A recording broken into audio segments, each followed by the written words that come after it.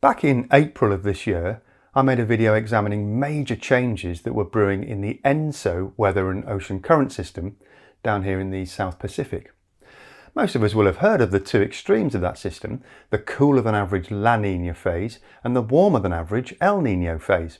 There's also a neutral phase, which is roughly where the ENSO system was when that April video was made, having been in the cooler La Nina phase for an unusually long period of about 3 years. Meteorologists classify the warmer El Nino event as occurring when sea surface temperatures in the Niño 3-4 region of the Pacific Ocean reaches 0.5 degrees Celsius above average. Temperatures above that indicate stronger El Nino conditions. All the projections coming out of the major meteorological organisations at the time were for a moderate to strong El Nino event to develop during summer 2023 and continue into spring 2024. There was nothing unusual in that prediction. It's a perfectly normal consequence of the natural ebbs and flows in wind patterns and ocean currents in that part of the world.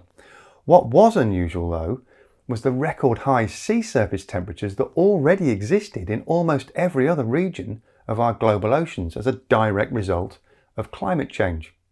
By July, the average peak surface temperature in the Niño 3-4 region had moved up to about 1 degree Celsius above average, with a trajectory taking it towards 1.99 degrees Celsius by December, indicating that the coming El Nino was going to be significantly stronger than originally expected. By August, that prediction had changed though. It now looks more like reaching 2.3 degrees Celsius above average by the end of the year, prompting the world's inherently cautious and conservative weather agencies to predict a very strong El Nino event in 2024, triggering what they describe as extreme and potentially destructive weather globally. So a combination of record high sea surface temperatures and a very strong El Nino event may be about to give us humans a rather unpleasant sample of the new normal as we hurtle towards mid-century. And one of the major threats that these extreme weather events are increasingly exposing is the fragility and vulnerability of our global food supply network.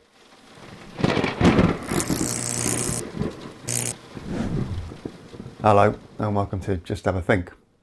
Now, as I'm sure you already know, the oceans cover more than 70% of Earth's surface, and they're slower to absorb and release heat than our atmosphere is.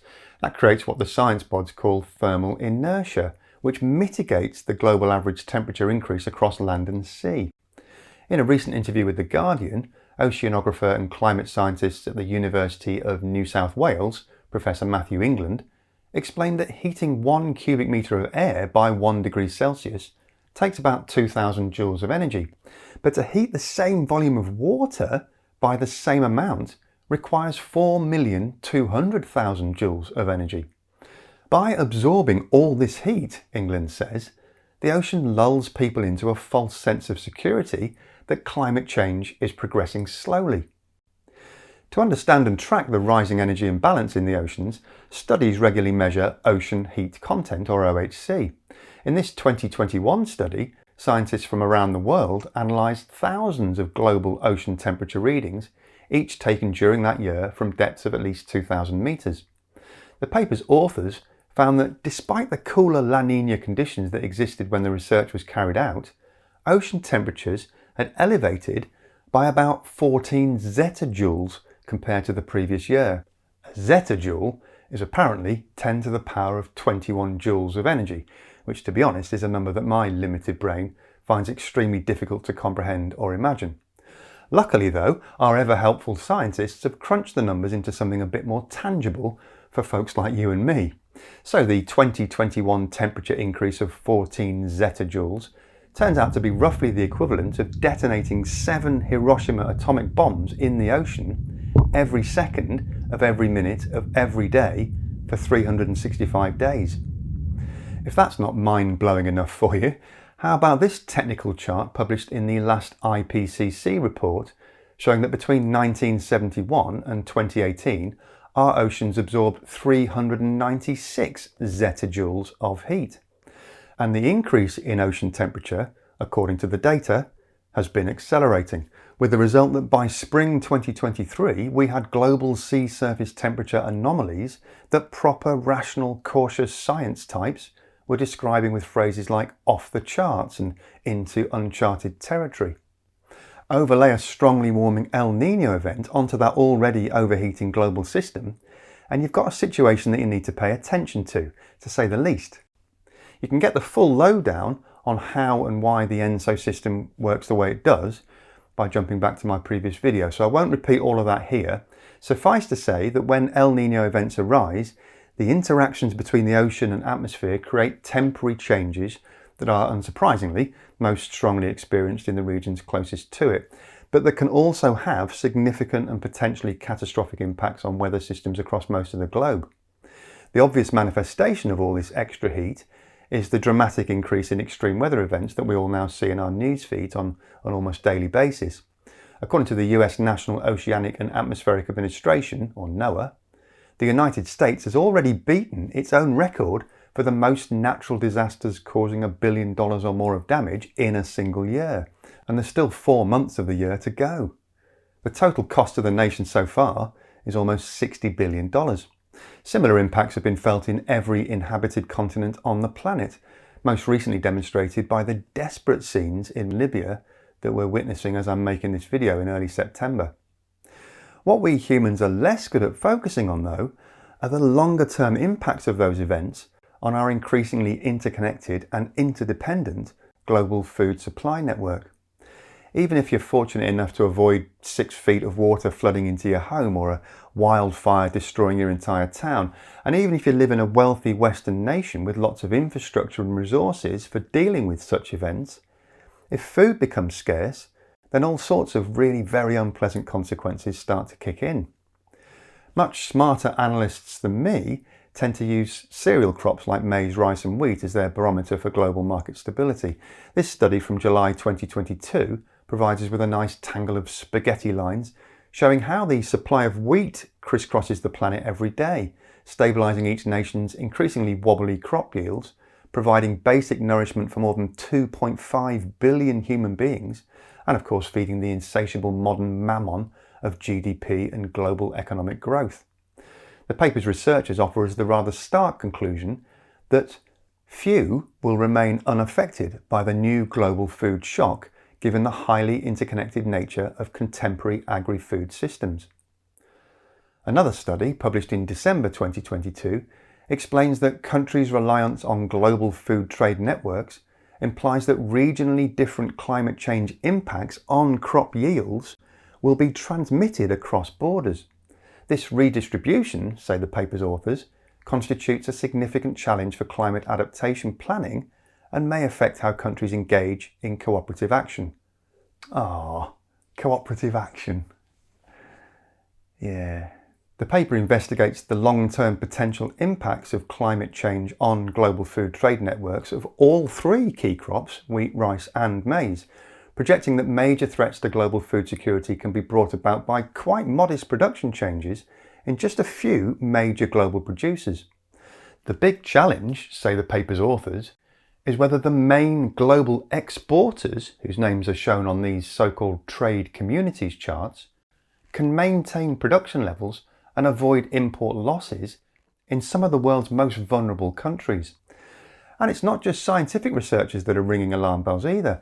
The data are being very seriously analysed and increasingly applied in the decisions taken by global financial institutions like insurance companies and banks. Here's a report by none other than Barclays from January 2023. Now, before you start throwing things at the screen and screaming that Barclays are one of the world's worst offenders when it comes to continuing to invest hundreds of millions of dollars into fossil fuels, I know and I agree. But it would appear that while their investment arm is no paragon of virtue, their actuaries do appear to have cottoned on to the seriousness of the situation. The current food price volatility, Barclays explains, exposes the fragility of our global food system. Rising food insecurity, social unrest, displacement and migration are all possible effects. The report explains that a phenomenon known as heatflation has already become part of the agricultural vernacular, describing how higher temperatures lead to smaller harvests and higher prices. But it's not just extreme heat that hurts crop yields, of course. It's all the severe flooding, more frequent landslides and unexpected frosts that are also causing huge amounts of damage, even in mighty economies like the United States of America and Europe. The floods in Pakistan between July and October last year washed away nearly half that country's crops at an estimated cost of $2.3 billion. Vegetable prices spiked by 500% as a result. Drought in the Horn of Africa forced millions of people to migrate in the search for food.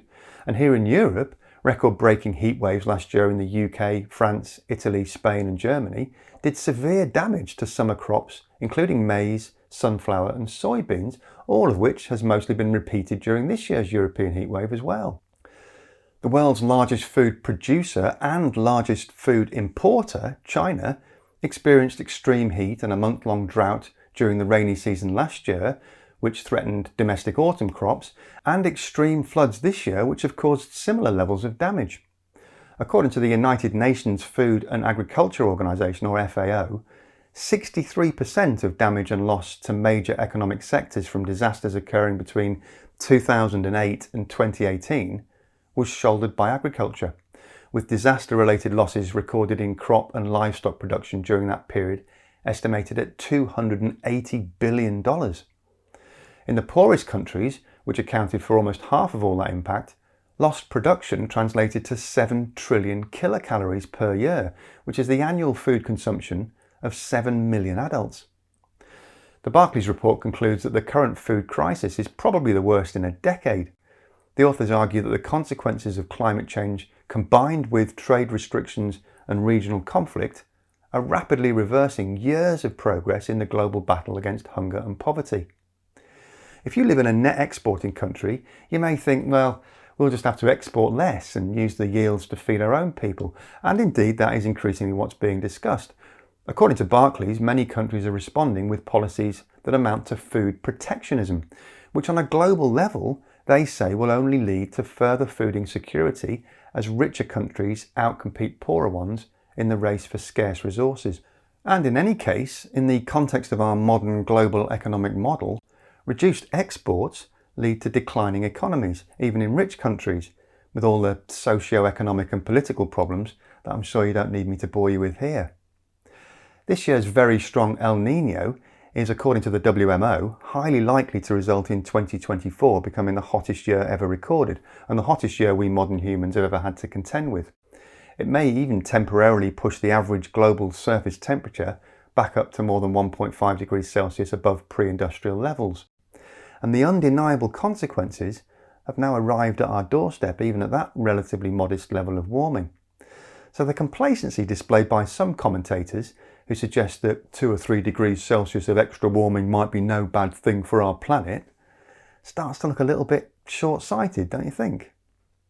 Net importer or net exporter, or maybe a bit of both, the message seems to be that we really are all in this together, whether we like it or not. Our economies are inextricably linked. Funnily enough, just like our oceans and our climate and all of nature's other calibration systems that have allowed life on this little planet to thrive for millions of years. Knock all that out of kilter, which is what we're doing at the moment, largely as a result of the greenhouse gas emissions from the production and combustion of fossil fuels, and the delicate balancing act we benefited so handsomely from is in real danger of collapsing around us. So plenty to have a think about, folks, eh? See you next week.